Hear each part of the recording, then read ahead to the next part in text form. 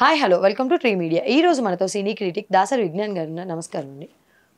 ఇప్పుడు ఈ నా అన్వేషణ ఎవరైతే ఉన్నారో అతను అన్వేష్ గారు వన్ బై వన్ డైలీ ఒక్కొక్క వాళ్ళని బయటికి తీసుకొస్తూ పోస్టులు పెడుతూ ఇట్లా ఉన్నారు. అసలు ఇతనికి ఎలా తెలుసు వీళ్ళందరూ దీనిలో పార్ట్గా ఉన్నారని? లైక్ పబ్లిక్ వే కాబట్టి తను పిన్ చేస్తున్నారా? సరే పోనీలే, తెలిసో తెలియకో ఏదో చేశాడే అనుకుందాం. ఈ అన్వేషకి ఏంటి ప్రాబ్లం? వీళ్ళతో ఇష్యూస్ చెప్తున్నారు కదా. ఓకే, అంటే ఏంటి? దేశాన్ని ఉద్ధరించడానికి వీడు బయలుదేరాడు, ఓకే అంతేనా? దేశాన్ని చేస్తున్నారు, దేశ పరువు తీయడానికే కదా వీడు బయలుదేరింది. ఇప్పటివరకు 200 దేశాలు అటు ఇటుగా తిరిగి ఉంటాడా ఈ సన్నాసి? తిరిగాడా? తిరిగి మనము తెలుగులో మాట్లాడకూడనటువంటి మాటలు, అనకూడనటువంటి మాటలు ఏవైతే ఉంటాయో వాటికి సంబంధించినటువంటి పేర్లతో విదేశాల్లో మంచి పేర్లు అయి ఉండొచ్చు, మన దగ్గర నిషేధం. ఇప్పుడు నువ్వు ముండా అన్నావనుకో, మన దగ్గర అది బూతు, ఇంకొక దగ్గర ఆ పదం పెద్ద ఇంకేదో అప్రిషియేషన్ అయి ఉండొచ్చు, చెప్పలేం. ఇప్పుడు భారతదేశంలోనే కొన్ని వందల లాంగ్వేజెస్, ఎన్నో తెగలు, ప్రపంచవ్యాప్తంగా ఎన్నెన్నో లాంగ్వేజెస్. మనకు బూత్ అయిన దాన్ని మనం ఎక్కడ ఏమన్నా ఉందో మనకు తెలియదు, మనకు తెలియాల్సిన అవసరం కూడా లేదు కదా. ఆ బూతు గురించి అంత అన్వేషణ ఎందుకు? వీడు దాన్ని అన్వేషిస్తా, బూతు పదాలను అన్వేషిస్తా దేశాలు తిరిగి ఆ బూతుతో అక్కడ ఆ పేరుతో ఏదైనా రెస్టారెంట్ ఉన్నా, కాఫీ షాప్ ఉన్నా, ఇంకేదన్నా వాడి స్నార్థమో పిండా కూడా ఉన్నా దాన్ని వాళ్ళ చేత పలికించి వాడు పలికి ఆ వీడియోలన్నీ ఇక్కడ మళ్ళీ తెలుగులో వచ్చి పబ్లిష్ చేయడం ఎంత నీచమైన పని అంటే, ఇప్పుడు చిన్న పిల్లలు, వీళ్ళు ఇంటర్మీడియట్ పిల్లలు ఉంటారు కదా, అబ్బాయిలు అమ్మాయిలు కలిసి ఉన్నప్పుడు వాడు నీ డాష్ డాష్ నేను నాకుతా అని చెప్పేసి బూతు పదం మాట్లాడడం. ఏరా ఏం వాగావని అది ఆ పిల్ల కొట్టడానికి వెళ్తే, ఇదిగో నేను నిన్ననట్లేదు, ఆ రెస్టారెంట్ ఒకటి ఉంది, నేను అది నా రెస్టారెంట్లో ఈ ఐటమ్స్ నాకుతానన్నాను, నువ్వెందుకు ఓ పునకోసం రెచ్చిపోతున్నాను, వీళ్ళు మాట్లాడుకోవడం, జోకులు వేసుకోవడం.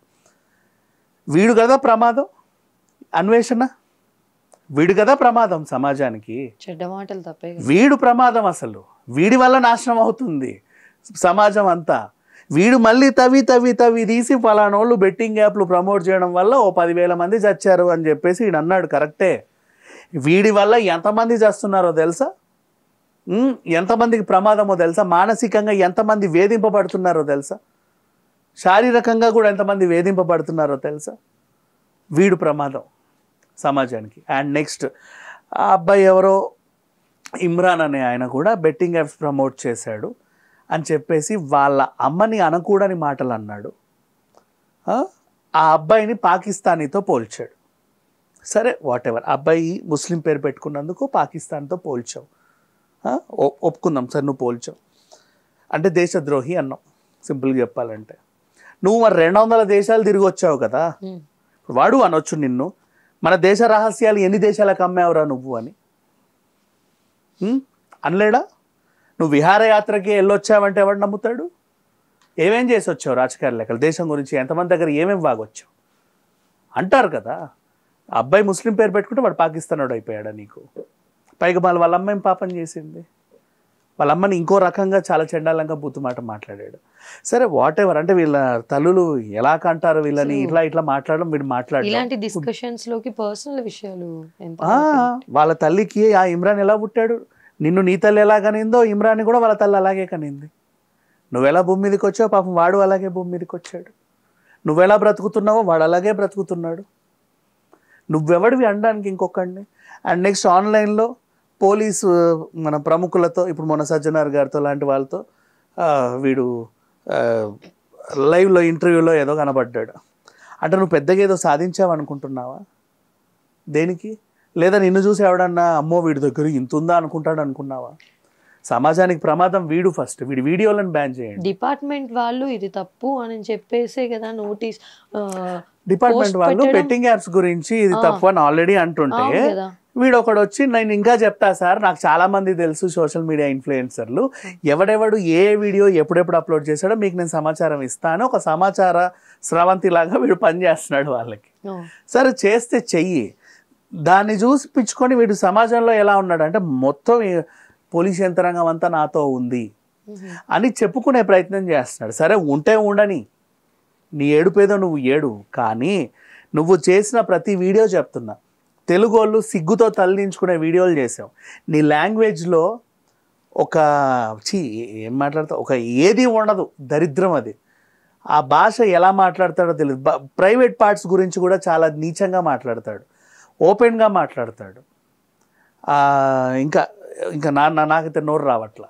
సో వీడిని ఫాలో అయ్యే వాళ్ళు నాకు అనిపిస్తుంది అప్పుడప్పుడు, వీడే ఇలాగుంటే వీడిని ఫాలో అయ్యే వాళ్ళు ఇంకెలా ఉంటారా బాబు అని.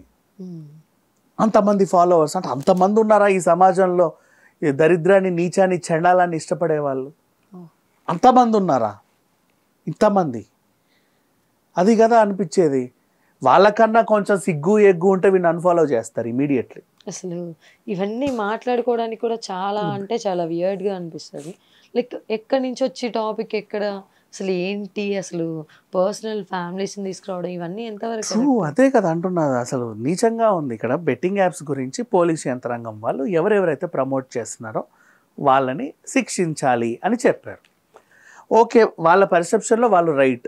మనం ఏం చెప్తున్నాం, వాళ్ళకంటే ప్రమాదం అసలు ఆ కంపెనీలు ఉండడమే ప్రమాదం కదండి. ఈరోజు ఈ వీడు, రేపు ఇంకొకడు, ఎల్లుండి ఇంకొకడు, అంతే కదా. ఆ కంపెనీ లేకుండా పోతే అసలు వీళ్ళు ప్రమోట్ చేయరు కదా అనే వాదన మంది. అలా చేయండి అని ఇంతవరకు బాగానే ఉంది.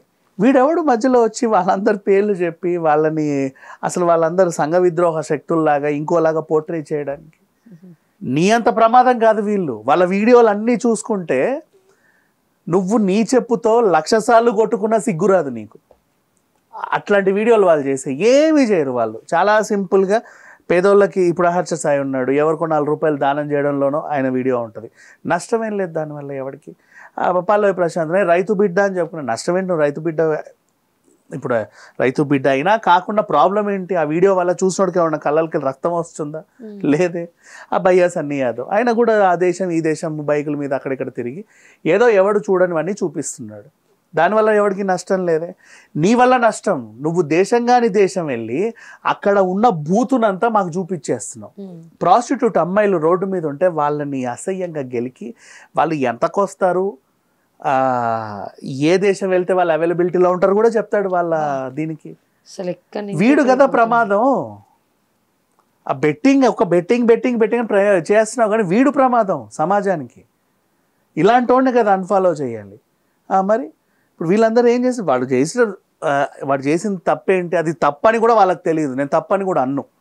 వాళ్ళు చేసింది ఏంటి? బెట్టింగ్గా ప్రమోషన్ చేశారు. అది తప్పు అని ఇప్పుడు మీరు చెప్తున్నారు, కరెక్టే, వాళ్ళు తెలుసుకుంటారు. నువ్వు వార్నింగ్ ఇచ్చి వదిలేసినా కూడా వాడు మళ్ళీ రిపీటెడ్గా చేస్తే అప్పుడు అది క్రైమ్ అయింది. అప్పుడు నువ్వు వాడిని అరెస్ట్ చేయాలి. తను మరి నానికి లేదు ఇది తప్పు చేయొద్దు నాని అని చెప్పిన తర్వాత కూడా చేశాడు అని చెప్పేసి వీడియోలో తను క్లియర్ కట్గా చెప్తున్నా. ఈవెన్ హర్ష సాయి ఇది కూడా ఒక వీడియో క్లిప్పింగ్ నిన్న మీరు చూస్తుంటే, మేము లీగల్గా ఇది చేస్తున్నాం అది చేస్తున్నాం. వై దే ఆర్ ఫైటింగ్ అంటే ప్రోడక్ట్ లీగల్గా మార్కెట్లో ఉంది కాబట్టి మేము ప్రమోట్ చేస్తున్నాము, మీరు దాన్ని తీయండి అంటున్నారు. వాళ్ళు కూడా అదే స్టాండ్ పైన ఉన్నారు. ఓహో, ఉంది కాబట్టి చేస్తున్నాం అంటే మేము చేస్తామని ఓపెన్గా చెప్పట్లా.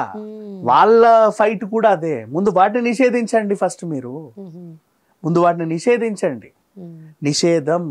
నిషేధించండి. గంజాయి, సారా ఎలా అయితే నిషేధింపబడిందో ఇది కూడా నిషేధించండి. ఇంకోటి చెప్పనా, ఇప్పుడు పలుకులలో కేసరి, విమల్, పాన్ మసాలాని నిషేధించాడు. పెద్ద పెద్ద సెలబ్రిటీస్ అందరికి నోటీసులు వెళ్ళాయి. అయితే ఎట్లా అంటే గుట్కా తింటారు, గుట్కా బ్యాన్, గుట్కా నిషేధం. ఇప్పుడు వాళ్ళు ఏదైతే ప్రమోట్ చేశారో దానికి వాళ్ళకి నోటీసులు వెళ్ళాయి. వాళ్ళు గుట్కా ప్రమోట్ చేయట్లే, వాళ్ళు పాన్ మసాలానే ప్రమోట్ చేశారు. ఇంకా దాంట్లో కుంకుమ పువ్వు కూడా ఉంటుంది, తినొచ్చు అందరు. వాళ్ళు అలాగే చెప్తారు.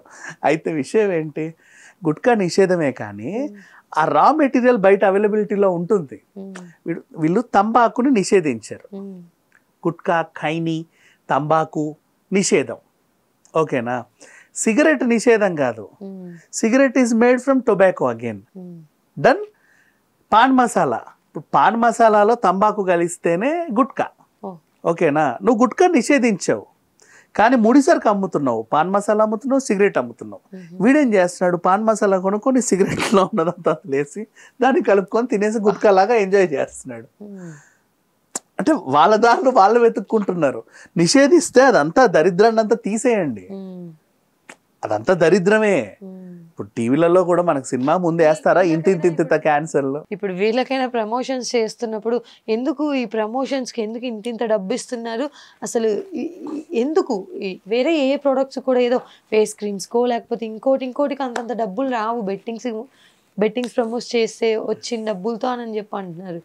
అసలు అంత అమౌంట్ ఆఫ్ డబ్బు వస్తున్నప్పుడు అప్పుడైనా అనిపించాలి కదా, వేరే వాడితో పోలిస్తే దీనికి ఎక్కువ డబ్బులు ఎక్కువ వస్తున్నాయి దేనికి అని చెప్పేసి. ట్రూ, అఫ్ కోర్స్ వచ్చినోడు ఆనందంగా ఉంటాడు, పోగొట్టుకున్నాడు ఏడుపు మొహం వేసుకొని ఉంటాడు, అంతే. ఎక్కడైనా కామన్, ఎవరివైనా ఒకవైపు డబ్బు పోతుంది, ఒకవైపు డబ్బు వస్తుంది. ఏ పెట్టైనా అంతే కదమ్మా, ఒకడు ఓడాలి ఒకటి గెలవాలి. ఇప్పుడు ఇండియా వర్సెస్ పాకిస్తాన్ మ్యాచ్, నువ్వు ఇండియా మీద 50,000 వేసావు, పాకిస్తాన్ ఓడిపోతుందని చెప్పావు. అవతోడు పాకిస్తాన్ మీద 50,000 వేసాడు.